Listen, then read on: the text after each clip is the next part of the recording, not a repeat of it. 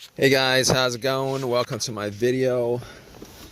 Okay, so I am going to do this video and give you guys some troubleshooting steps if you guys have the same issue that I had a couple days ago. I did get the problem fixed. Just want to tell you guys what I did to fix this issue, which was a crank but no start situation. All right, so basically I was at Walmart and parked my car, went to Walmart and spent about an hour there, came back out and tried to start my car, and my car cranked but it did not start. It kept on cranking but it did not start. So basically best place to be if I had a situation, when I had that situation, considering, you know, if it's something easy to fix, I could probably get a lot of things. But anyway, I cranked it a couple of times. It kept on cranking. Didn't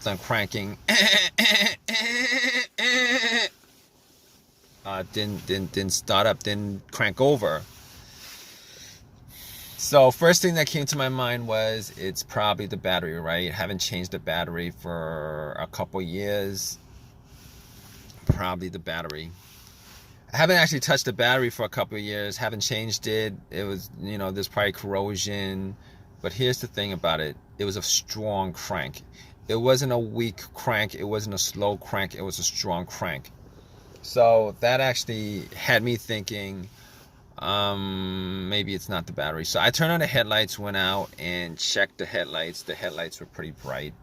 So that actually made more of a case that it's probably not the battery. So I opened up the hood, obviously, checked out the battery. There was some corrosion on there. There was some corrosion on there. There was some corrosion on the battery. So basically what I did was I took some cans of Coke that I bought and put 2 cans and pretty much just you know, dunked it on the terminals. Pretty much just, you know, poured it on the terminals. You know, it's kind of messy, it's kind of dirty, it's kind of messy, it's kind of dirty. It, you know, it's gonna turn syrupy on you if you guys do that, but it will. Just take some water and rinse it off, guys. That's what I did also. But anyway, it oxidizes, it bubbled up. A lot of the corrosion was taken, was you know, came off. And went back to Walmart to get a couple of things. Went back to Walmart to get a wire brush. And pretty much cleaned up the battery terminals. Got a little set of wrenches and but I probably, you know, probably didn't need to do all that because I actually have a power pack to test that out. Thinking about it right now. But anyway, I cleaned it up. Try to crank it. It cranked. I mean, the crank might have been a bit stronger, but it cranked. Just didn't turn over. So I was like, all right, I forgot that I had the power pack in the back, but took the power pack out, popped it on, and try to turn it over. It cranked. It did not turn over. So at that point, I was like, okay, probably, I'm like, at that point, I was 100% sure it wasn't the battery, considering, and since considering the cranks were strong, it kept on cranking pretty strong, and putting the power pack on there, it should have just started up. It did not start up. So at that point, I was like, I can rule out it's not the battery. All right. As far as the wiring on the battery, I could rule out that it wasn't the wiring on the battery either, because I actually did check out the ground wire. The ground wire is a negative cable, guys. For the most part, the ground wire is just connected to the frame of the car. I looked at the ground wire just to see whether there was any kind, whether it was loose, rusted, anything like that. It wasn't. It was very tight onto the frame, connected. There was no frayed wiring or anything like that. So I was like, okay. Okay, it's not probably not the wiring, probably not this. Okay, so I'm ruling out things at that point. All right, I'm ruling out the battery, I'm ruling out the wiring, and on top of that, I ruled out the alternator. The alternator wasn't really in you know what I thought it was causing it anyway, considering you know, it cranked up pretty strong. And cranking up pretty strong means that the battery was pretty strong. And then when I put the cables on from the power pack, and it didn't start off up, you know, it's not the alternator, guys. You guys think it's not the alternator, it's none of that other stuff, okay? So at that point, I was like, here's the thing. As far as me, if you guys are in this situation, you guys trying to troubleshoot this whole entire thing, trying to rule out certain things. All right, here's the thing. There was no check engine light on the dash at all. No check engine light on the dash before the situation happened. I haven't had a check engine light on my dash for a while. Had some other issue, but that was a long time ago. No check engine light on the dash, okay? But I have an OBD2, and I plugged it in. And what you know, this situation could be caused by also your car's computer not registering, not connected to your car for whatever reason. Could be a fuse, a short somewhere, whatever.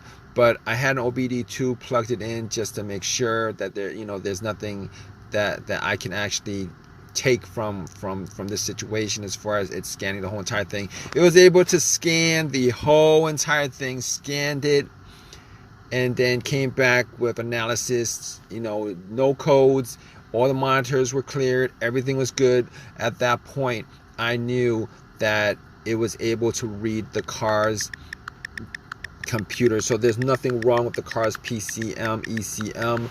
There's nothing wrong with the computer at all that's causing it. On top of that, like I said, very important whether there's a check engine light or not check engine light when it comes to troubleshooting this issue. All right, no check engine light means that you could pretty much consider that, you know, all the other stuff that could be causing it with a sensor on there is probably not causing the issue. And when I say this, I mean the mass airflow sensor, I mean the throttle position sensor, I mean the camshaft sensor, I mean the crankshaft sensor, I mean every single thing that you could possibly think of, all those things that you could possibly think of that has a sensor to it that could be causing this issue, you could pretty much just rule every one of those things out. Pretty much. Not always the case. Sometimes sensors go bad and the computer doesn't detect it, or it has a little bit of an issue and the computer doesn't connect, doesn't detect it. But in this case, ruled all those things out. Camshaft, crankshaft, position sense, throttle position sense. I ruled every one of those things out. So at that point, all right, I'm down to pretty much a couple of things. Fuses, relays, the fuel pump maybe. Okay, it could be a couple other things outside of that. But we're just gonna troubleshoot little by little. So I was troubleshooting it little by little. All right, so got to the fuses, got to the relays, and pretty much what I did was could not figure out whether a fuse was blown. Did not actually smell any kind of burnt smell from it. So being as I was around at Walmart, went in and got a fuse tester, tested all the fuses. All the fuses were good. You know, all the fuses were good. There was not a single problem with the fuses. And I pretty much came to, it's either one of two things at that point that I could think of. All right, there could be a couple more things, you know, the ignition, etc. But I was down to a couple of things, and I looked at the relay, the fuel pump relay. All right, but before I did that, I was thinking it might be the fuel pump. So I was in my car, and I was trying to figure out whether I could hear hear the fuel pump whizzing, priming.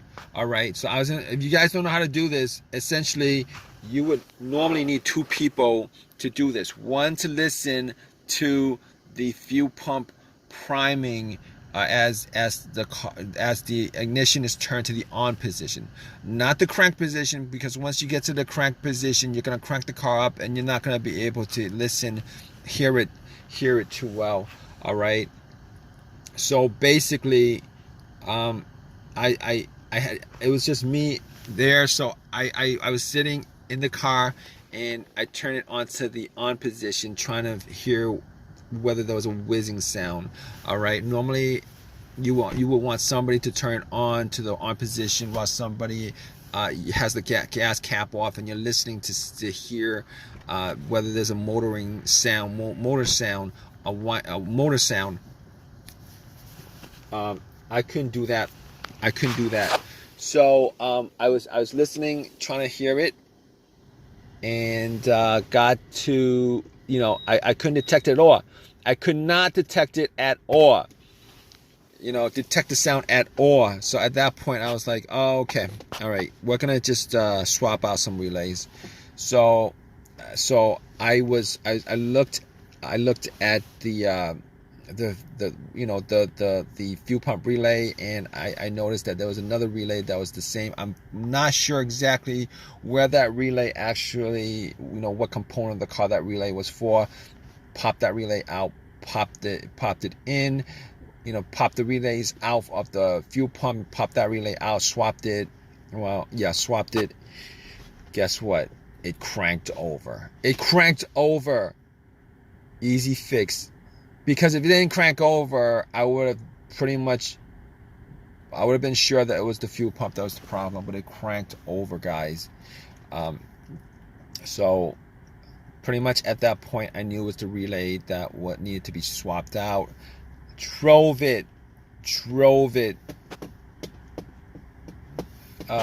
an AutoZone, got the relay, and pretty much just swapped the right one back, and threw away the bad relay, popped in a new one, and haven't had any issues since, guys. So if you guys are in this situation and you guys are looking for some troubleshooting tips on stuff like that, okay, just pretty much do what I did as far as troubleshooting each of those components. Hopefully you don't have a weird situation where it's some pretty crappy situation where it's a computer issue and the computer's not connecting to your car, which comes up every once in a while, or maybe even a fuel pump issue where you need to swap out a fuel pump, which is a lot more expensive than a relay.